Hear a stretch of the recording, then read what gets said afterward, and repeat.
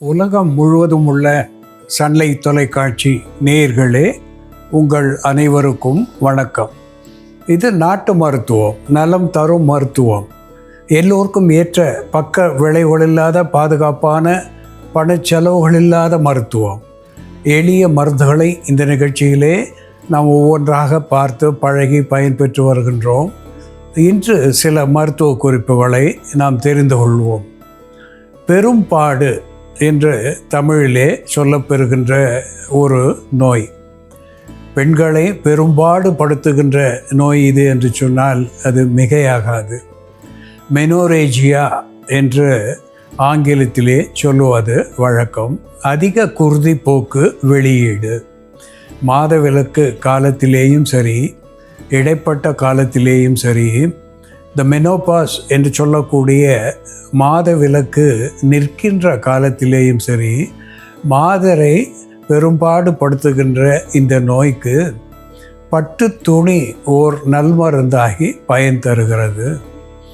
பட்டு துணியை நாம் நெருப்பிலிட்டு அதை எரித்து சாம்பலாக்கி வைத்து கொண்டு சிறிது வாழைப்பூவினுடைய உட்பகுதி, அதாவது வாழைப்பூவை நாம் இதழ்களை எடுத்துவிட்டு உள்ளே இருக்கின்ற குருத்து போன்ற பகுதியை அரைத்து 1/2 அவுன்ஸ் முதல் 1 அவுன்ஸ் வரையிலே சாறு எடுத்து 1 குன்றுமணி முதல் 3 குன்றுமணி அளவுக்கு பட்டு துணி எரித்த சாம்பலை சேர்த்து, அதாவது பட்டு துணி சாம்பலோடு வாழைப்பூ சாறு சேர்த்து, இனிப்புக்காக தேன் சேர்த்து, ஒரு வேளை அல்லது 2 வேளை பருகும் போதே அதிகமான குருதிப்போக்கு என்பது அடங்கி போகும், பெரும்பாடு என்பது இல்லாமல் போகும்.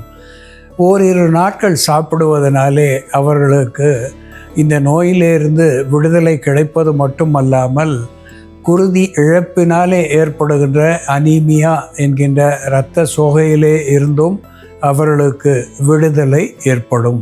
அன்பான நேயர்களே, சிவபெருமானுக்கு பூஜைக்கு உகந்த ஒரு பத்திரமாக வில்வத்தை அறிவோம். த பேல் என்று ஆங்கிலத்திலே சொல்லப்பெறுகின்ற வில்வ இலை 1 பிடி எடுத்து அதை ஒரு செம்பு பாத்திரத்திலே போட்டு 1 டம்ளர் நீர் விட்டு இரவு முழுவதும் அந்த நீரிலே வில்வ இலை ஊறுகின்றபடி வைத்து, காலையிலே அந்த வில்வ இலை ஊறிய நீரை மட்டும் தெளிவாக எடுத்து வெறும் வயிற்றிலே சில நாட்கள் பருகி வருவதனாலே இந்த குன்மம், அல்சர் என்று சொல்லக்கூடிய வயிற்று புண்களை வேறிருக்கக்கூடியதாக, வெகு விரைவாக புண்களை ஆற்றக்கூடியதாக இந்த வில்வம் ஊறிய தீநீர் விளங்கும். அது மட்டுமல்லாமல் குருதியிலே இருக்கின்ற சர்க்கரையின் அளவை கட்டுப்படுத்தக்கூடிய ஒன்றாகவும், ஒரு ஹெப்பாட்டோ புரொடெக்டிவ் என்கின்ற வகையிலே இருவித ஈரல்களுக்கும் பலம் தரக்கூடியதாக இந்த வில்வ இலை ஊறிய நீர் நமக்கு பயன் தரும் என்பது உண்மை.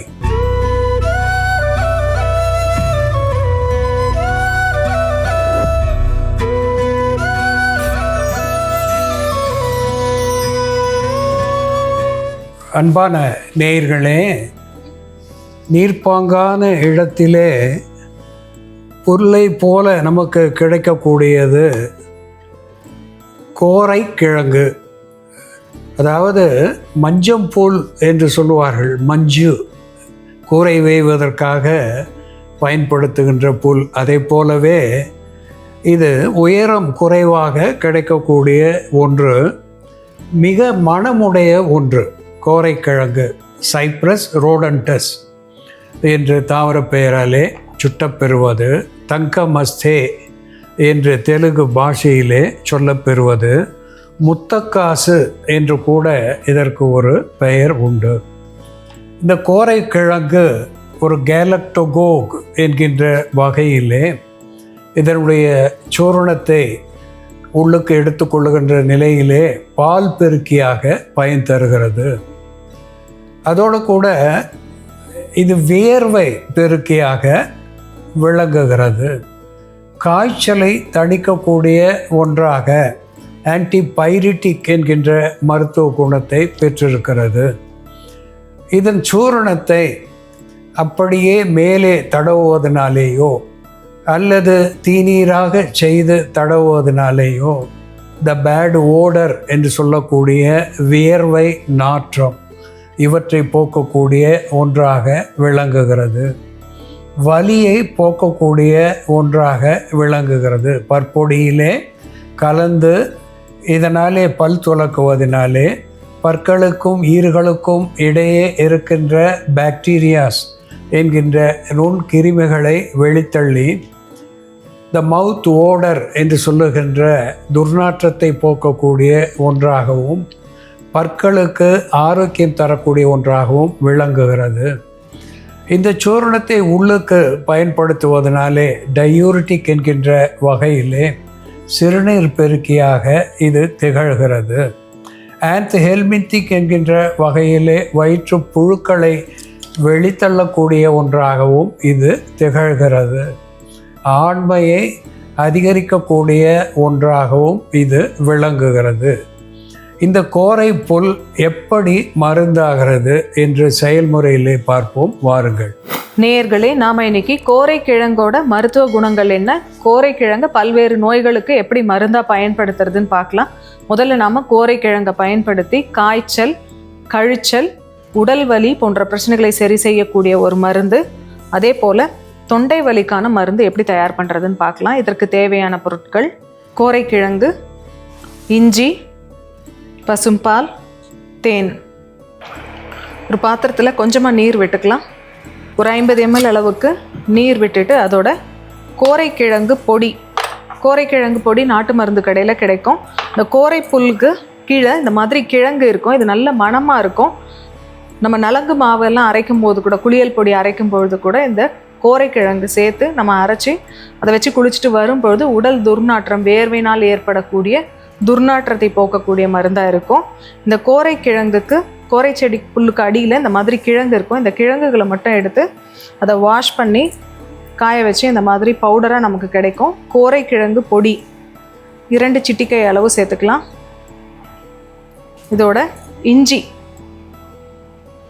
தோல் சீவிட்டு சிறு துண்டுகளாக நறுக்கி வச்சுருக்கோம். அது ஒரு 2-3 கிராம் அளவுக்கு இஞ்சி சேர்த்துக்கலாம். கோரைக்கிழங்கு பொடியும் இஞ்சியும் சேர்த்து தண்ணியில் நல்லா கொதிக்க வச்சிடணும். கொதிக்க வச்சுட்டு இதை வடிகட்டிட்டு அதுக்கப்புறம் இதோட நம்ம காய்ச்சிய பசும்பால் மற்றும் தேன் சேர்த்து குடிக்கணும். நமக்கு வயிறு உப்புசம், அஜீர்ணம் போன்ற பிரச்சனைகள் இருக்கும் பொழுது, வயிற்று வலி, வயிற்றில் அதிகப்படியான காற்றோட்டம், ப்ளோட்டிங், ஃப்ளாட்டுலன்ஸ் போன்ற பிரச்சனைகள் இருக்கும் பொழுது இந்த மருந்து செஞ்சு குடித்தோம்னா நமக்கு உடனே நிவாரணம் கிடைக்கும். அதே போல் கழிச்சல்னால் ஏற்படக்கூடிய வயிற்று வலியும் இந்த மருந்து எடுக்கும் பொழுது கம்மியாகும். காய்ச்சலின் போது ஏற்படக்கூடிய பித்த குமட்டலும் இந்த மருந்து எடுக்கும் பொழுது நமக்கு குறையும். காய்ச்சலின் பொழுது பொதுவாக நம்மளால் உணவு சரியாக எடுத்துக்கொள்ள முடியாது. வாய் கசப்பு இருக்கும், பித்தம் அதிகமாக இருக்கிறதுனால குமட்டலும் இருக்கும். இந்த கோரைக்கிழங்கு இஞ்சி சேர்ந்த கஷாயம் எடுத்துக்கிட்டோம்னா அந்த குமட்டல்லாம் இல்லாமல் இருக்கும். இந்த மருந்து இப்போ தயாராகிடுச்சு. கோரைக்கிழங்கு பொடியை ஒரு பால் பெருக்கியாகவும் நம்ம பயன்படுத்தலாம். பிள்ளை பெற்ற தாய்மார்களுக்கு பால் சுரப்பு கம்மியாக இருந்ததுன்னா கோரைக்கிழங்கு பொடி 2 கிராம் அளவுக்கு எடுத்து அதோட அதிமதுர பொடியும் சேர்த்து பாலில் கலந்து இனிப்பு சேர்த்து குடிச்சிட்டு வரும்பொழுது பால் சுரப்பை அதிகரிக்கக்கூடிய மருந்தாக செயல்படும். மார்பகங்களில் ஏற்படக்கூடிய கட்டி மற்றும் வீக்கத்துக்கு அந்த வலியை குறைக்கிறதுக்கான மருந்தாக கோரைக்கிழங்கை நம்ம மேல் பூச்சாக பயன்படுத்தலாம்.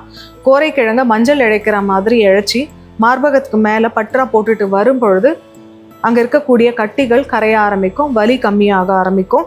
கோரைக்கிழங்கு மற்றும் இஞ்சி சேர்ந்த இந்த தீநீர் இப்போ தயாராகிடுச்சு. இதை வடிகட்டிடலாம். இதோட காய்ச்சிய பசும்பால் சேர்த்துக்கலாம். கொஞ்சமாக தேன் விட்டுக்கலாம். கோரைக்கிழங்கு பொடி, இஞ்சி, பசும்பால் மற்றும் தேன் சேர்ந்த இந்த மருந்து காலை மாலைன்னு 2 வேளையும் பருகிட்டு வரும் பொழுது காய்ச்சலை தணிக்கக்கூடிய மருந்தாகவும் கழிச்சலை போக்கக்கூடிய மருந்தாகவும் வயிறு உப்புசம், காற்றோட்டம், வயிற்று வலி போன்ற பிரச்சனைகளை சரி செய்யக்கூடிய மருந்தாகவும் செயல்படும்.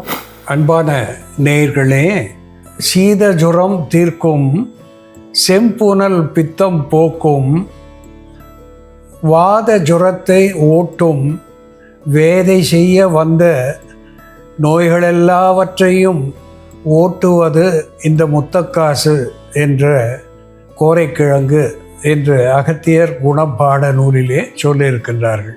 சீதளத்தினாலே வந்த ஜுரங்கள் அத்துணையையும் போக்குவிக்கக்கூடியது, ஒரு ஆன்டிபைரிட்டிக் என்கின்ற மருத்துவ குணத்தை பெற்றிருப்பது.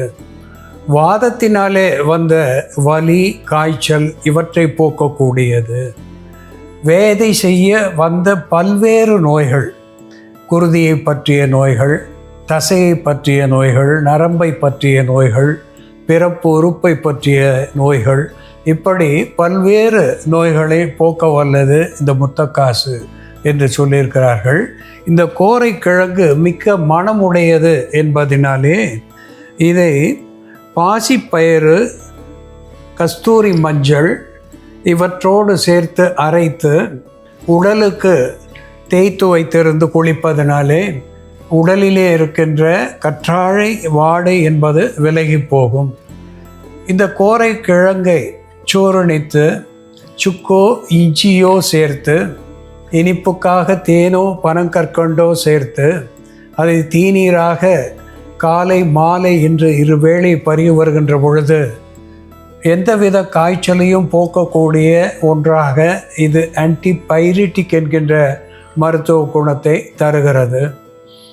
தாய்மார்கள் இந்த தீநீரை பருகுகின்ற பொழுது கேலக்டோகோக் என்கின்ற வகையிலே பால் பெருக்கியாக பயன் தருகிறது.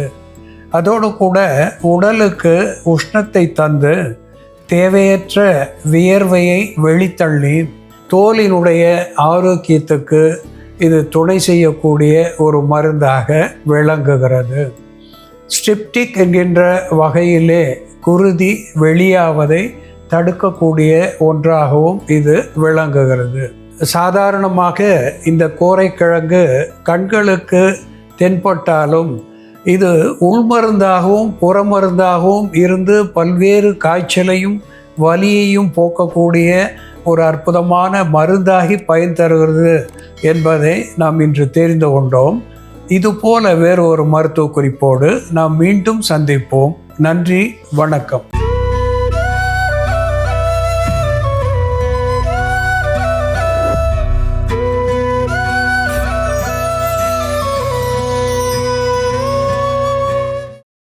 இன்னும் பல வீடியோக்களை காண சன் லைஃப் சேனலை சப்ஸ்கிரைப் பண்ணுங்க.